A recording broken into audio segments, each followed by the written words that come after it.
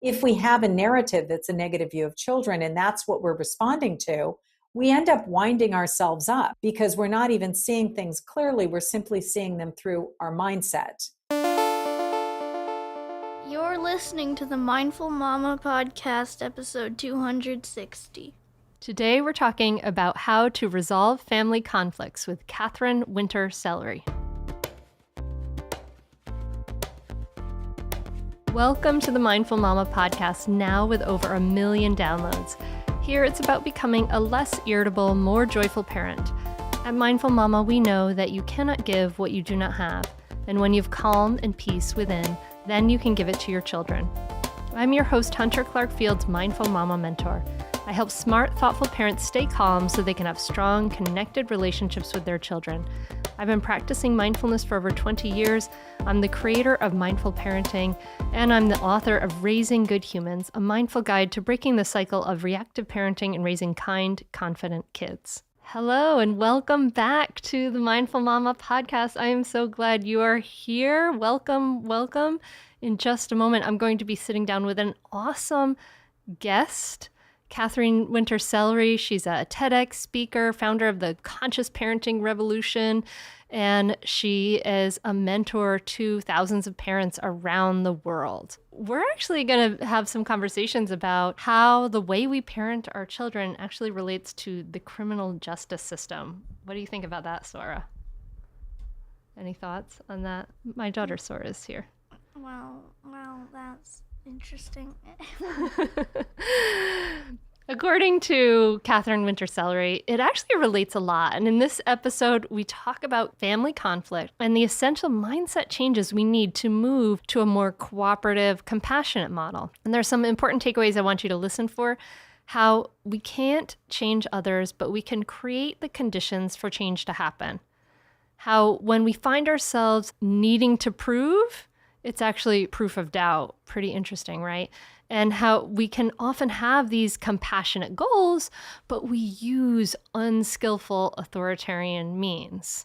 This is a great conversation, and you'll see that Katherine's point of views really coincide with mine in a huge way, and we could have talked for hours. I think you're going to get so much out of this conversation. I think that's all I have to say about it. We've been doing some fun Facebook Live events around here. I've been talking about how to handle 24/7 parenting burnout and why your kids don't listen to you in some quick Facebook Live sessions. And so if you want to learn about these as they come up, make sure you go to Mindful Mama Mentor and get on the mailing list so that you can be part of these sessions and ask your questions in real time.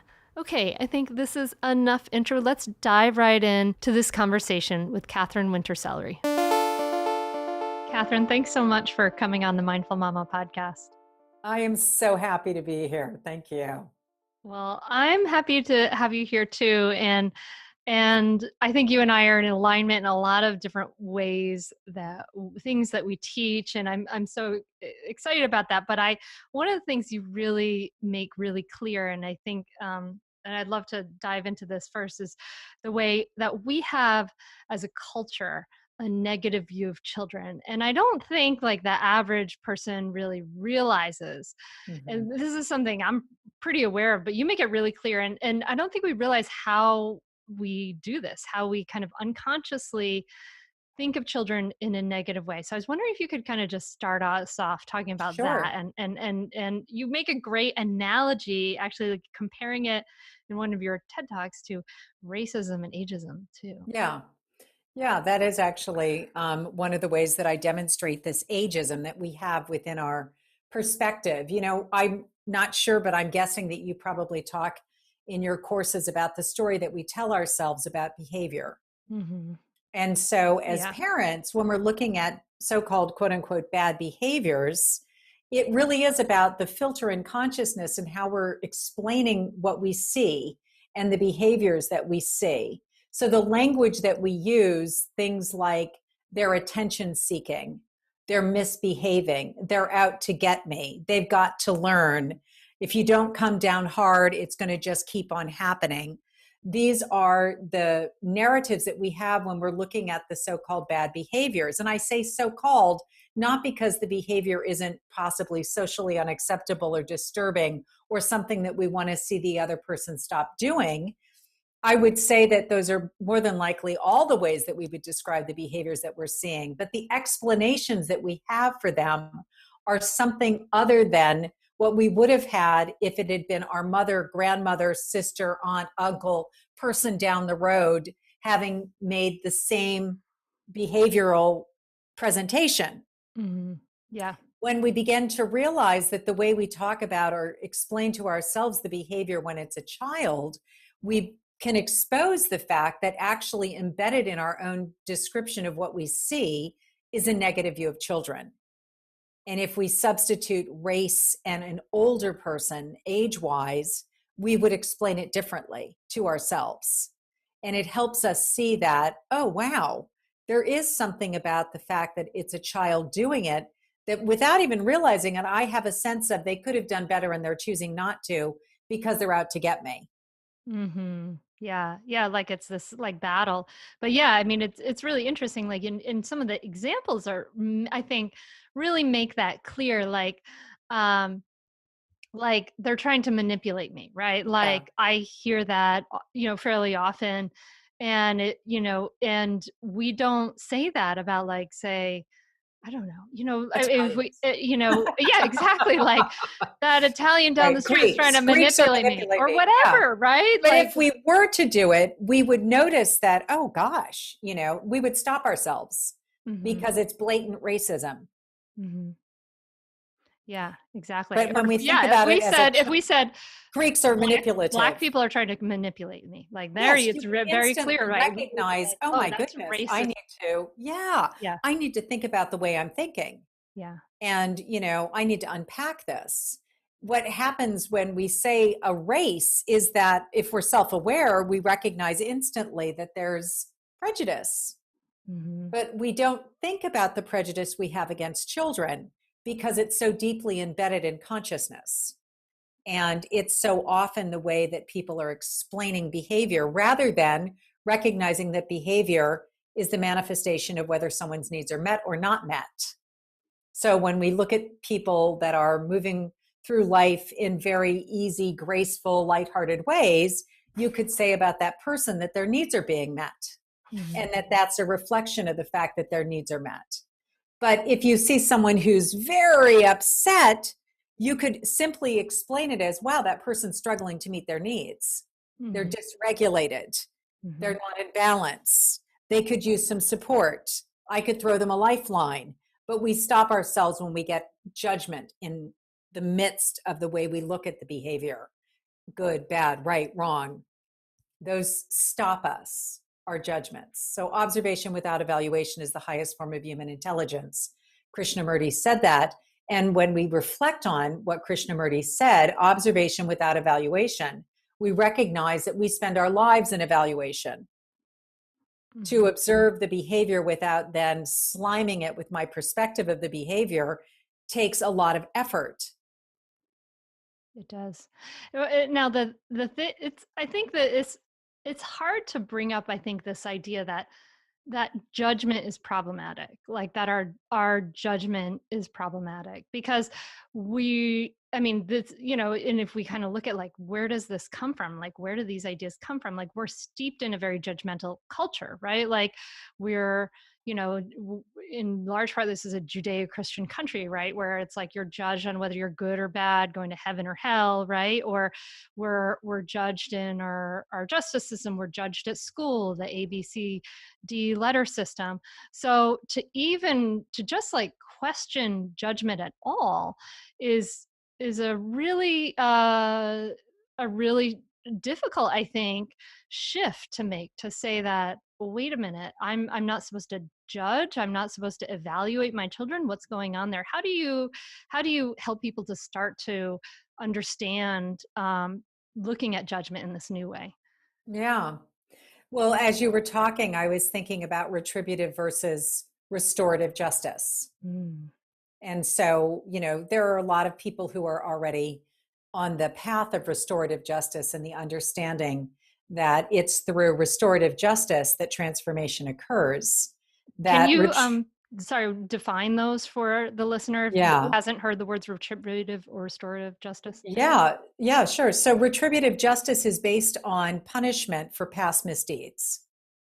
And so the focus of our own prison system is retributive justice. We're looking to punish people for something that they did that was wrong. And that is the foundation of our system and lots of other people's systems, not just ours. And restorative justice, which is, Marshall Rosenberg, the founder for the Center for Nonviolent Communication, is the father of restorative justice in America. And restorative justice is about giving people the skills to be able to move forward and respond when they're in similar situations going forward, to respond differently. Yeah. So that there is a way for that person to actually behave in ways that are less harmful to others and to themselves. So it's a skills-based approach. And it both acknowledge that we have a problem and both acknowledge that there's something that needs to happen differently. Mm-hmm. But one takes an approach that if you make someone pay for their crime, that will create transformation. And the other one says, until you learn a new way, you can be putting others and yourself at risk. And so we need to possibly continue to have people in captivity, if you will.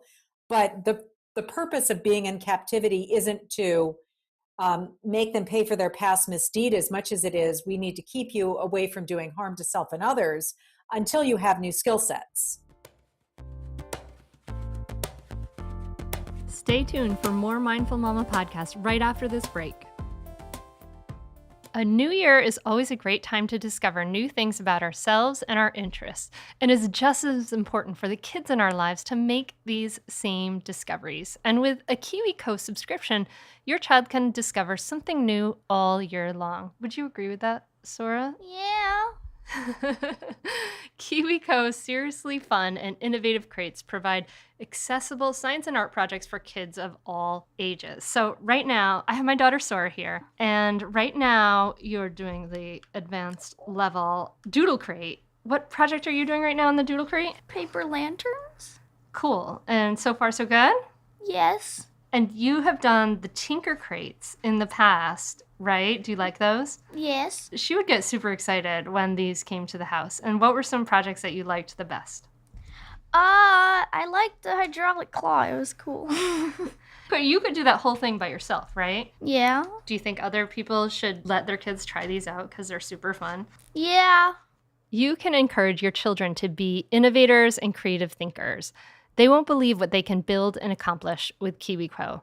And when they're finished, watch their confidence be as big as their smile. It's hard to find new creative ways to keep the kids busy, like especially now. But KiwiCo does that legwork for you so you can spend more quality time tackling projects together.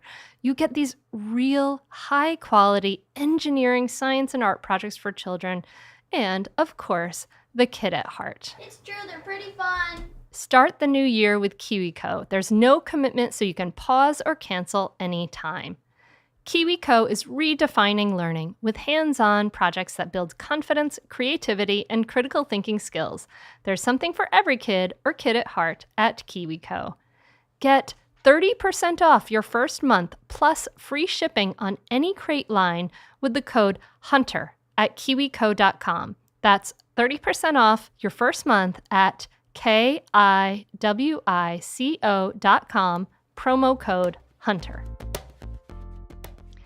I love this. I love that we're taking it right there to like comparing parenting to the criminal justice system.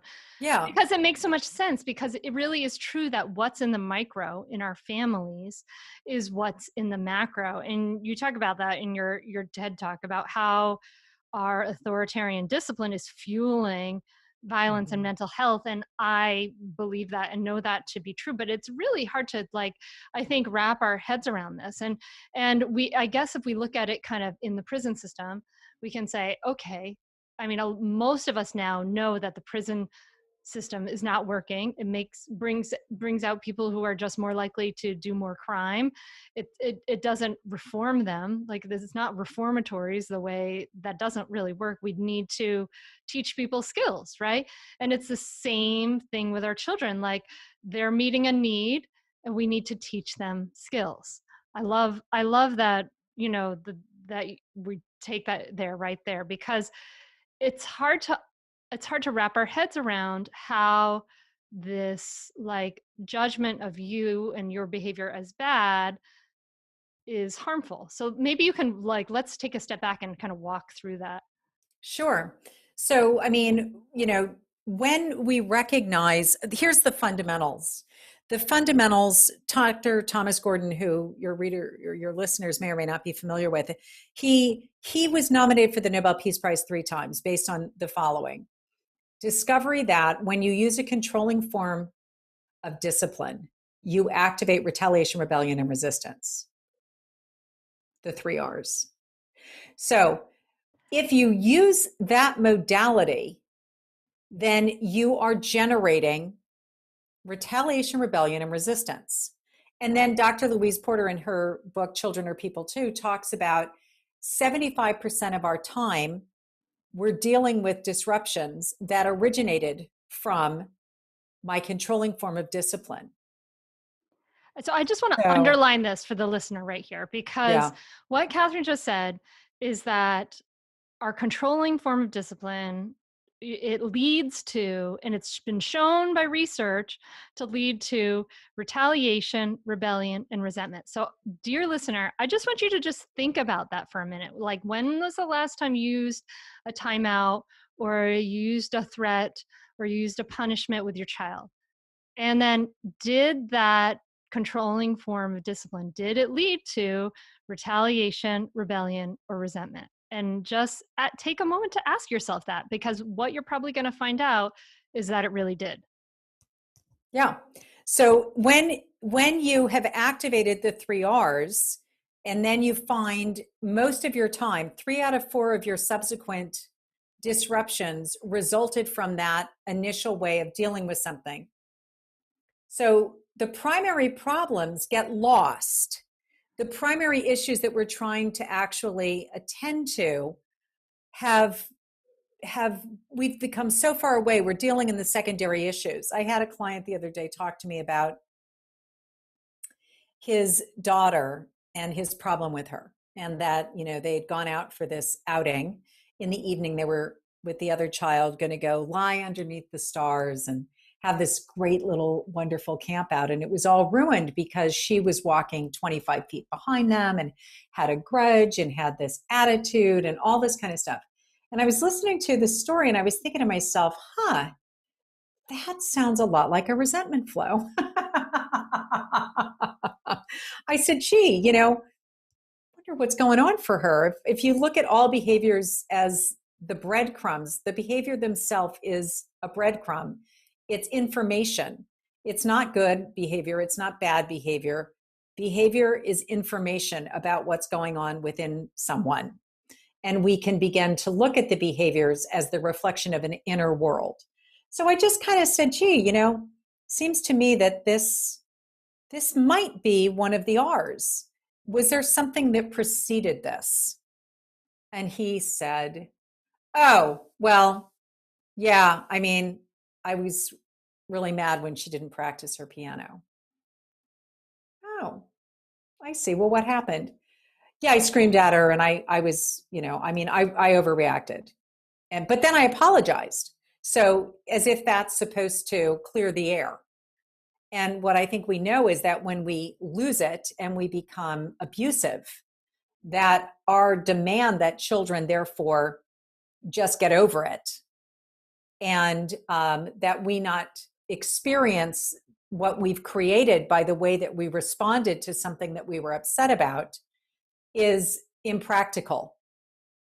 That there needs to be a healing process, but primarily what needs to happen is that the support that's needed for, in this case, the dad, when he gets triggered, to be able to deal within himself with what's going on internally, so that he doesn't then dump it as a toxic waste dump all over his child and then wonder why she's standing 25 feet behind him as they go out for this so-called wonderful time together. Well, it's not going to be wonderful if that's the way that this person responds to problems, disruptive problems when a child doesn't do what they're supposed to do. So, I mean, that's the focus of the work that I do, is giving parents the skills that they need to be able to support themselves when they're triggered by something that's happening outside of themselves that they are trying to control, when in fact they themselves are completely out of control.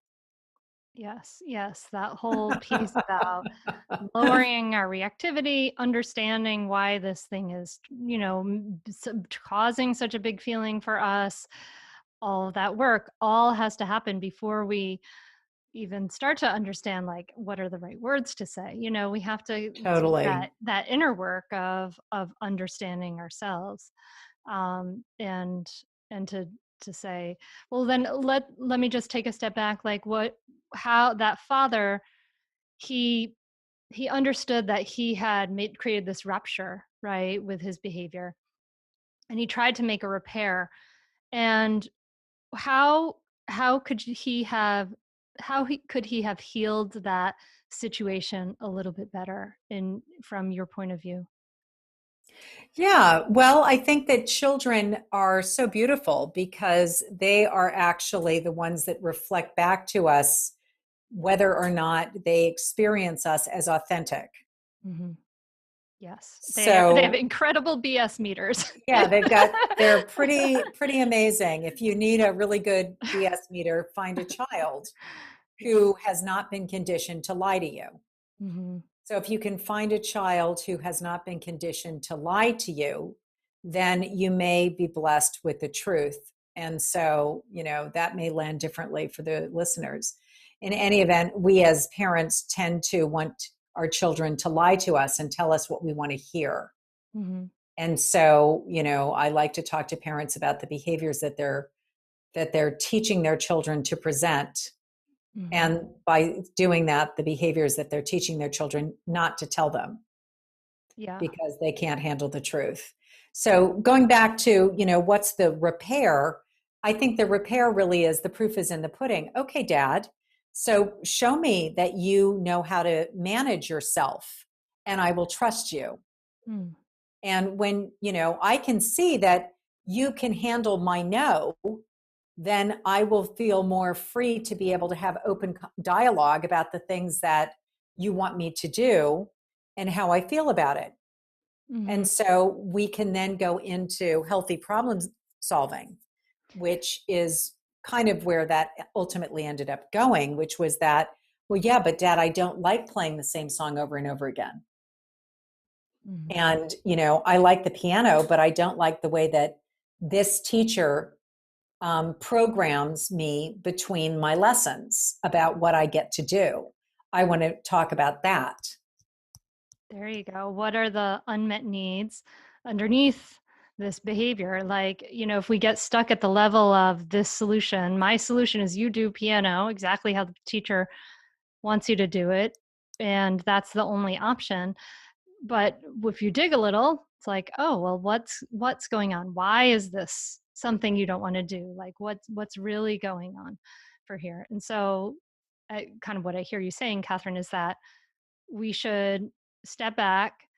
Probably Dad maybe needed to open himself up a little more vulnerably to say, oh, I really messed up and I'm feeling it and I feel really bad about it. And then say, what is really going on for you? Like, why is this? What's underneath this sort of level of solutions that we're butting heads at? Right. And recognizing that all overreactions are goal oriented. And so when any of us are in overreaction, we're doing that to get what we want. So it's all about how can I create an atmosphere through my explosiveness that will get the other person to do what I want them to do. Oh, definitely. I see that in myself. Like when I'm overreacting, I'm like, I want you to do what I want you to do right now. And I can't handle anything but that. And so when parents find themselves in that, because we're human, right? Like we're imperfect and we're vulnerable and all that. So when we find ourselves in this place of overreaction, what do you what should we do? What should we do in those moments when we're like, like I'm so frustrated, right? We have to take care of that stress response. But tell us a little bit more about like what is this over what kind of bell of mindfulness should that overreaction ring for us? So, what I like to support all of us with when we're in an overreaction is recognizing that our overreactions stimulate our need to prove. And needing to prove is proof of doubt. So, Totally. whenever we're trying to prove something, if there's at least a little bit of consciousness around the dynamic that we are able to reflect, oh, wow, I am totally trying to prove I'm right here. Needing to prove is proof of doubt. So something in me is doubting that I'm right. Because if I really knew that I was okay with my sense of things, I wouldn't be in proving. So the minute I'm improving is my like alarm that goes off around what's happening. So I can have an opportunity to go, oh wow, this actually has nothing to do with what is the surface issue. This is actually something in me has been activated. So all overreactions, although there's the trigger, whatever the moment in this very moment is activating, the underlying situation that's being catalyzed is something that pre-existed and it's older material. It's actually, I look at those people in our world that trigger us are actually the the healers on the healers for our own internal pain and wounds. They come along often in the form of our children because our children are so good at activating these pre-existing wounds. So that's my chance to step back and recognize, oh my gosh, I'm needing to prove something. And I'm also recognizing I'm in the midst of my own healing crisis right now. So rather than focus on this external thing, I'm going to step back and say, this has nothing to do with you. And be able to stop myself in my overreaction, turn to the person that I'm toxically vomiting all over, and turn to them and be able to say, wow, I am so sorry. I recognize this has nothing to do with you. And I'm going to take myself away and I'm going to see what I can do about supporting my own healing and pull myself off this, present approach and attack of the other person and take myself out of the room until I'm able to address my underlying woundedness. Because all of our triggers are those pre-existing deeper places within us that are actually being agitated and irritated and that's so then when you begin to look at the protagonist in the story from the perspective of, oh my goodness, you've just helped me go directly to that place within me that needs the most love. Can I turn toward that within myself and be with it in a way in which it needs my company? Can I be present to myself? Mm-hmm. That's a lot of work to do in those moments. And it's a wonderful call to action to say, to step back and to stop and to remove yourself. I'm so sorry. I realize this has nothing to do with you. I've got to go take care of myself. I've got some some feelings I've got to take care of for myself. And that may be impossible in the moment if you have to like keep little ones safe or whatever, but take a moment and take that recognition, maybe write down that moment, what was happening. Well, and also recognize that the little ones are not safe when you're in that. Exactly. Energy. Yeah. There's nothing safe about it. In fact, it's the most unsafe place for them to be. Exactly. Yeah.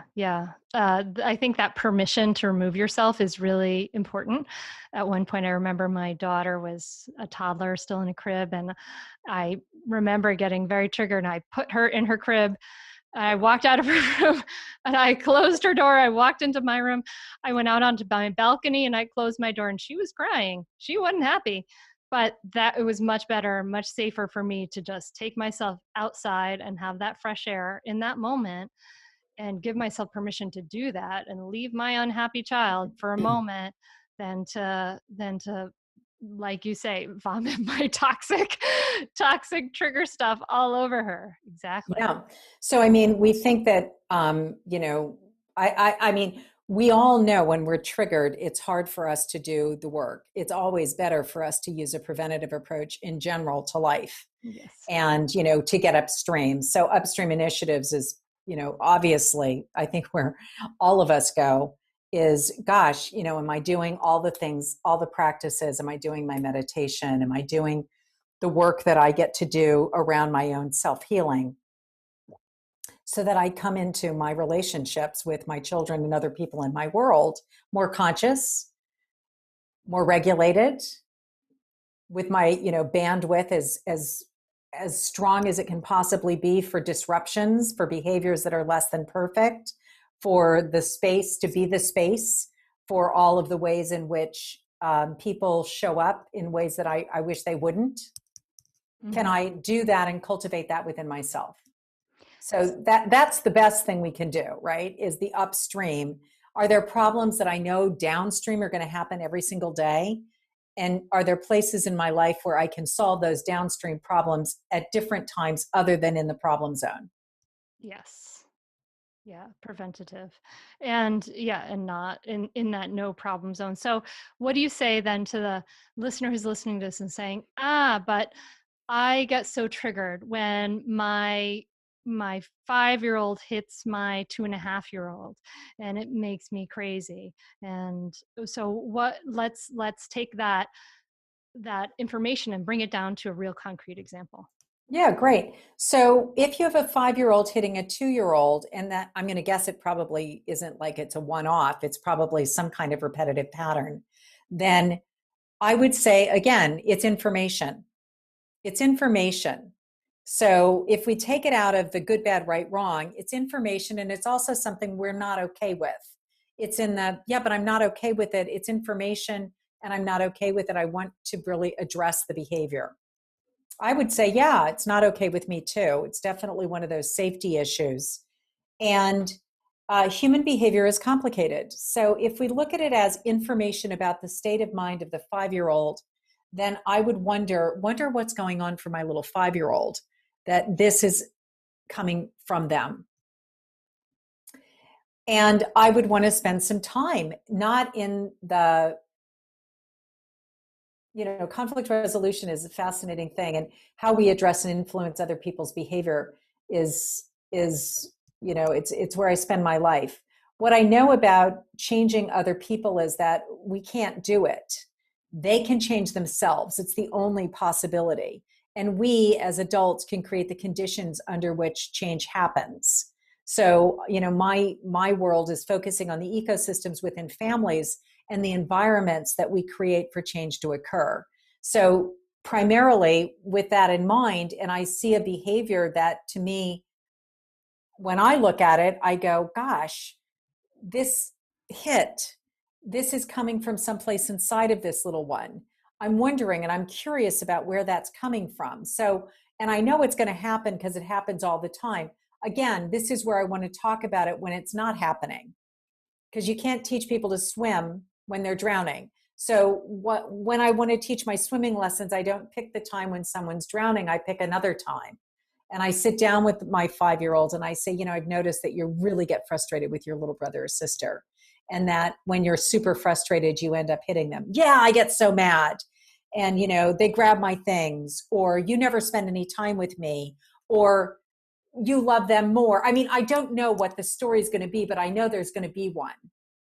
And for each and every 5-year-old, it's going to be a different story. It's either going to be you love them more than me, or you spend more time with them than me, or they always take my things and you don't do anything about it and it's unjust.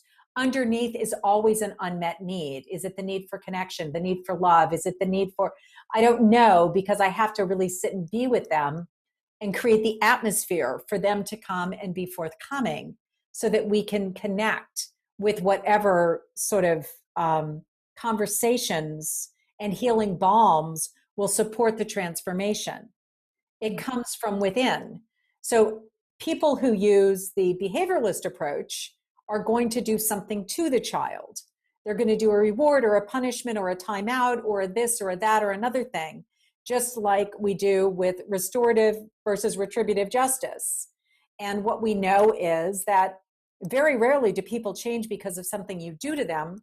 They may change the behavior because they're afraid of you, but they won't change their behavior for the reasons that you want them to, out of consideration for the other person, or out of having the skill to be able to advocate for their unmet needs, or have the capacity to be able to speak about their feelings and tie it back to the needs of theirs that aren't being met.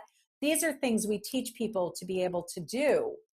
And so rather than get mad at someone for not having skills, we teach them the skills. Stay tuned for more Mindful Mama podcast right after this break. Now that the holidays are over, it's all too common to set health goals that never actually stick. New Year's resolutions of the past, we're looking at you. But when it comes to eating better and consuming less sugar, let's be honest, most healthy snacks don't taste very good, they don't fill you up, and they don't really satisfy your cravings. I'm excited that this episode is sponsored by Monk Pack, who makes snacks that taste like our favorite sugary treats, but with 1 gram of sugar or less. Monk Pack Keto Granola Bars contain just 1 gram of sugar, 2 grams of net carbs, and they're only 140 calories. They're great for anyone who's following a keto lifestyle, but also the perfect snack for anyone who is trying to eat better or cut back on sugar or carbs without sacrificing taste. I always try to eat real food that tastes really great, and I want to eat food that's really satisfying. And the Monk Pack Keto Granola Bars are wonderful, and they're super satisfying and really yummy. They have a soft and chewy texture and come in delicious flavors like coconut, cocoa chip, maple pecan, and peanut butter. My favorite flavor is the Monk Pack Sea Salt Dark Chocolate Keto Nut and Seed Bar. It is super yummy, I have to say. Although I haven't been able to try all of them because my family has been eating them up like crazy because they love them. They're perfect for a quick breakfast, a snack between Zoom calls, or the late night treat. In addition to being keto-friendly, the bars are also gluten-free, grain-free, plant-based, and non-GMO, with no soy, trans fat, sugar alcohols, or artificial colors. They taste incredible, and you can't beat the low sugar, nutrition, or taste they provide. And by shopping online, you can avoid another trip to the grocery store by getting Monk Pack delivered right to your door. Try it for yourself, and you'll see.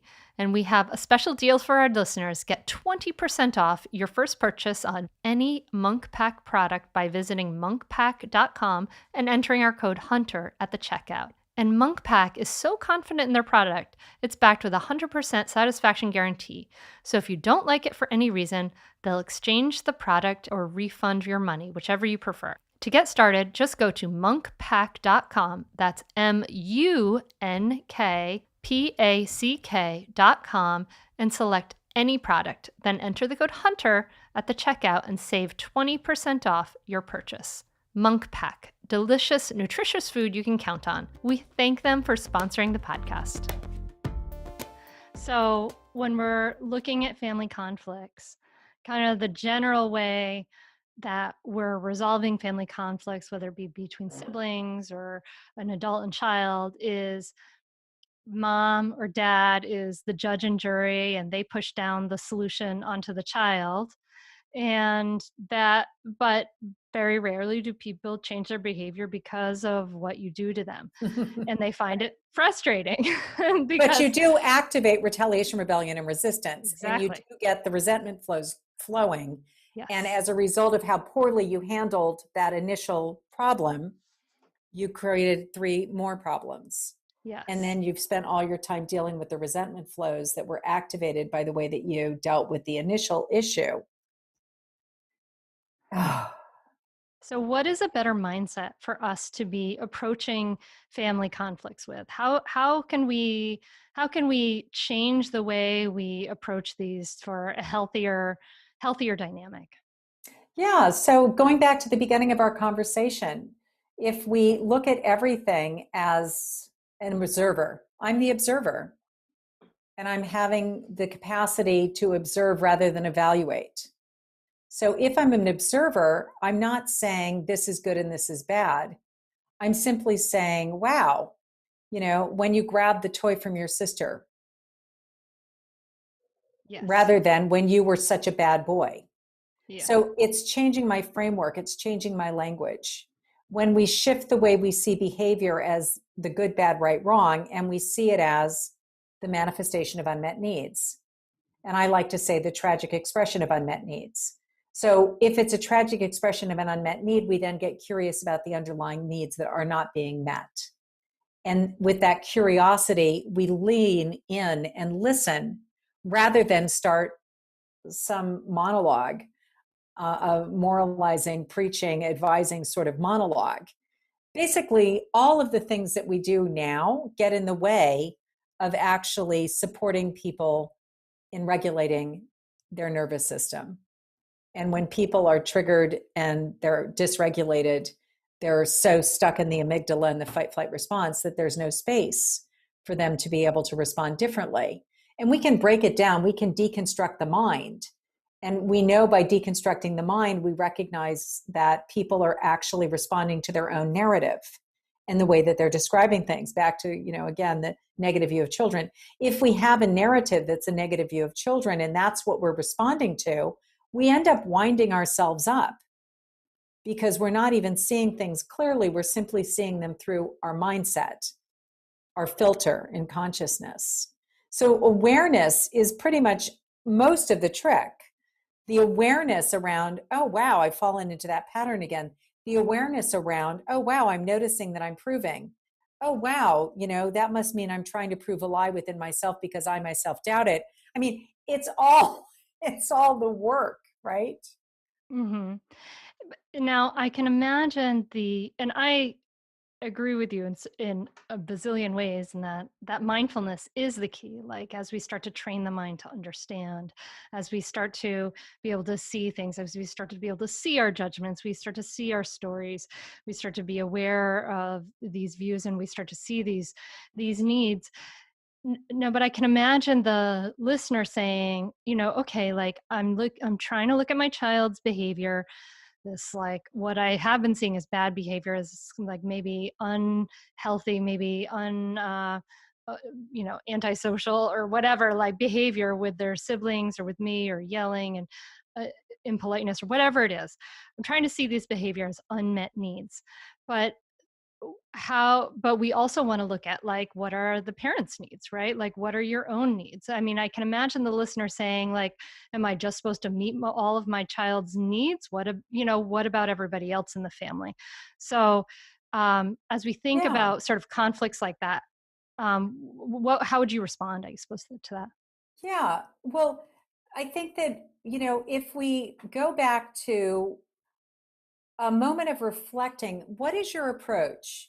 Is it retributive or restorative? Is it teaching skills, or is it making people pay for their past misdeeds? If it's punishments and rewards, there's a goal. The goal behind punishments and rewards is different than the goal to the guidance approach, which is the program that I run. So I teach a guidance approach to parenting, and a guidance approach to parenting is about teaching skills, and it's also about teaching skills to get to a different goal. The goal of a guidance approach is teaching consideration of yourself and others' needs. The goal of a behavioralist or a controlling form of discipline is to teach children to be obedient and compliant and to do as they're told. So if you are looking at what you're using as your modality without having an awareness of what your goal is, that place within you that you're actually coming from by using that modality, what I found over the years, and I've been doing this for a long time, is that parents are using a behavioralist approach, but they actually are hoping for the goals of a guidance approach. Yeah. Not recognizing that a behavioralist can never achieve the goals of consideration. They're not possible, because when you focus on obedience and compliance, you're focusing the mind of the child on what they're going to get or what's going to happen to them. Mm-hmm. Versus when you're using a guidance approach, you're not focusing on the mind of the child on what they're going to get or what's going to happen. You're supporting them in beginning to understand other people's experience of their behavior and the needs of yours that aren't being met when this behavior is their solution to meeting their needs. So it's a complete shift by creating a different atmosphere, by using a different modality. So parents have been taught through their own life experience, and as you mentioned, it's everywhere. It's in our school systems, it's everywhere, that it's about what you do to people. It's about the reward or the punishment. It's what you do to people that gets them to shift their behavior. And we can say, sure, we have lots of evidence that when you do certain things to people, you get a shift. But again, we're back to, why are you getting the shift?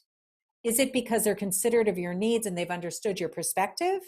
Because they've deeply begun to embody consideration and shift on the behalf of that understanding?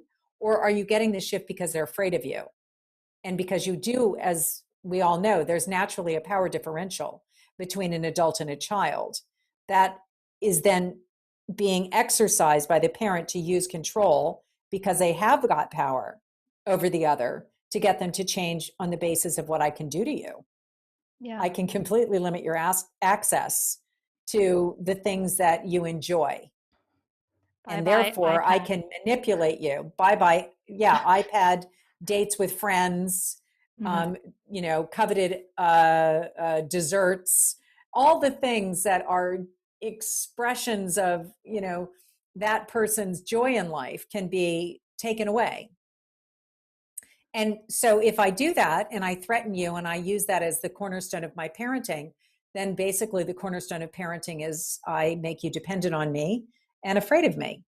And then there's resentment that flows. And then you create the 3 R's. For years and years and years. And the thing is that ultimately we lose that control, right? We do. The more we use power, the less influence we have. And we're all going to lose that control as our kids become more independent. I have a 13-year-old. As a 13-year-old, she's got her own phone. Soon she'll be driving. She'll be able to take herself to places. She'll be able to do lots of different things. If I've been using power and using control over these things all the way up until now, then when I lose that, when she suddenly is much more independent, then all that's left is the resentment. There's none of that connection that I see you. I see what your needs are. These are my needs. There's none of that there. So if we get in this mode of, I think you're absolutely right, that like parents want to have their kids behave and cooperate because of consideration for others. But the methods we use are these authoritarian methods because that's just what's in the soup of our culture, and that's how we were raised. And then we're kind of surprised that our kids aren't considerate of our needs. But yeah, I would be resentful of you too if you took away my iPad, Katherine. Yeah, so we know those goals are unexamined. Yes. And it really is then a shifting away from, I don't know, I mean, I bet you find this too, is that it doesn't take very long for the parent community that I work with to go, oh gosh, that's not what I wanted. I did want a shift in behavior, but not because they're afraid of me. Yes. I mean, I've taught thousands of people. Rarely have I ever found anybody who's like, I don't care what the reason is. I just want the change. Actually, people are more complicated. They want the change, and they also want it to come from a place within that is the right place. So then it's the work of actually creating a whole different ecosystem. And, that's the longer road. Yeah. The road to, and I like to use the example of, maybe you play tennis and you've had the experience of what it's like to learn a new skill. Just because you have a coach who teaches you how to hit topspin or tells you how to serve a ball doesn't mean that you can go out on the court and do it. You have to go out and practice. Mm-hmm. You have to throw that ball up and you have to come down on it and you have to keep hitting that ball across and over and over and over again. And that is how we learn a way to create an atmosphere and show up so that we can solve conflicts in ways that don't generate the 3 R's. How we can be with our kids around just everything in life in ways that are different than the way that we had been using a controlling form of discipline. It's just truly like going out on the tennis court every single day. And it helps to have a coach. It helps to have someone. It also helps to have a community. So what we need is we need to create the space for transformation and have the self-acceptance to not be great at it and to be okay with ourselves as we are transforming the way we approach conflict.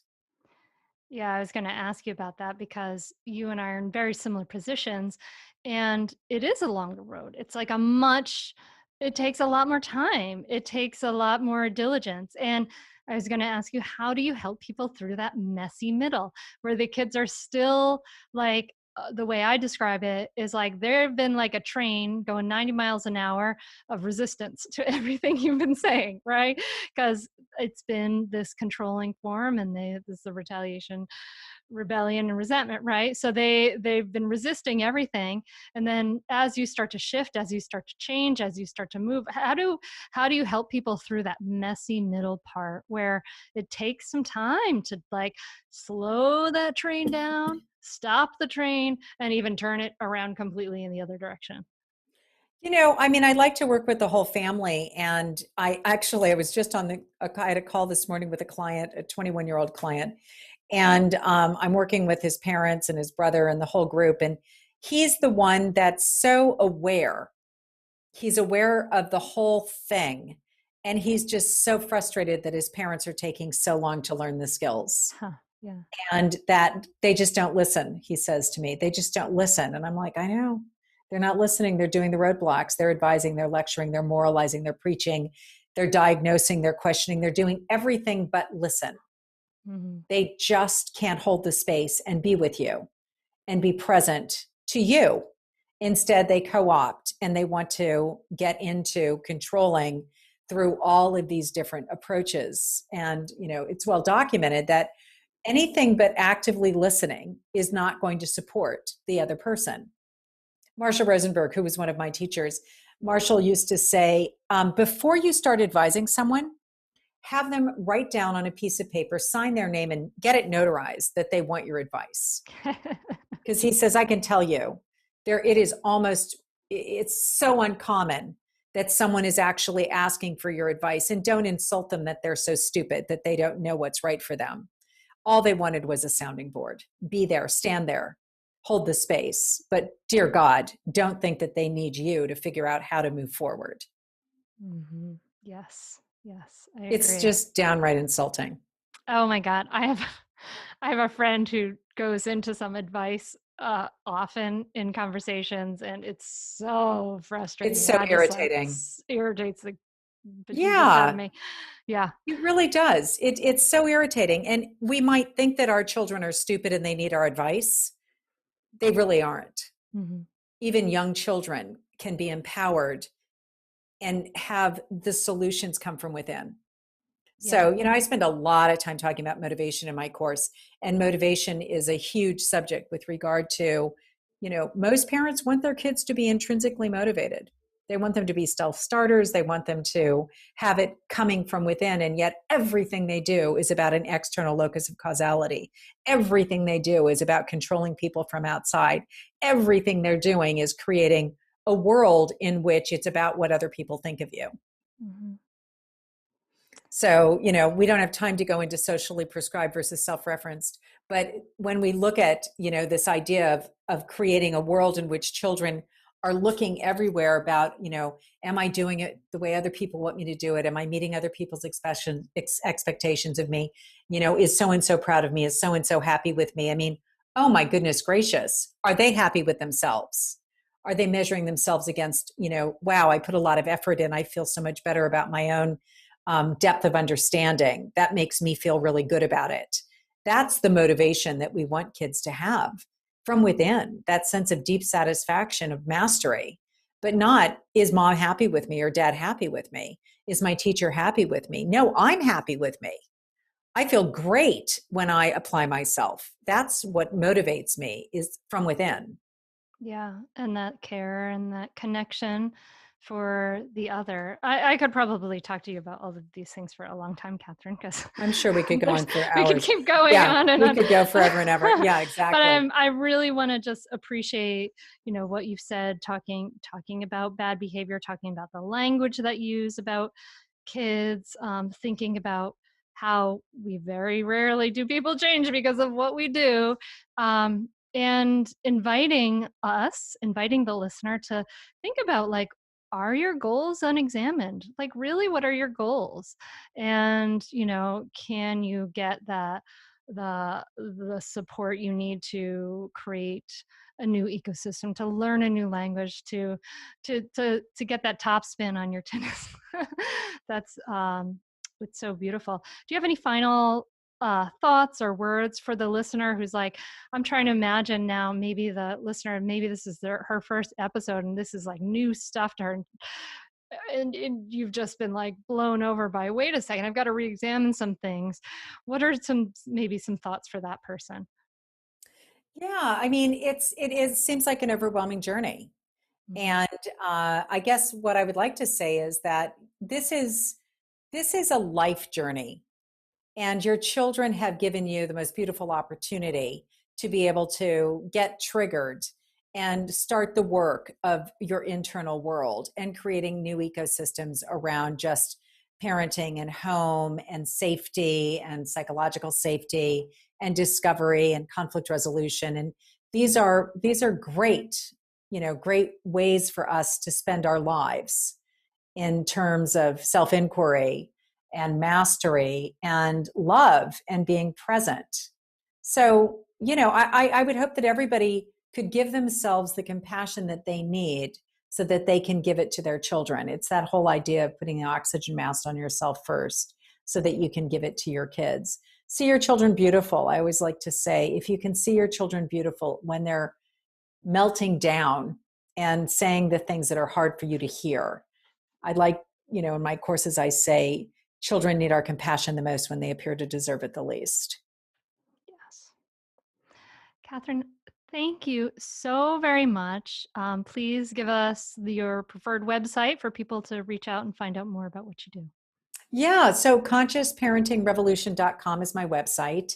And, I have a newsletter. I post blogs every week. There's a ton of content there. I have a free ebook.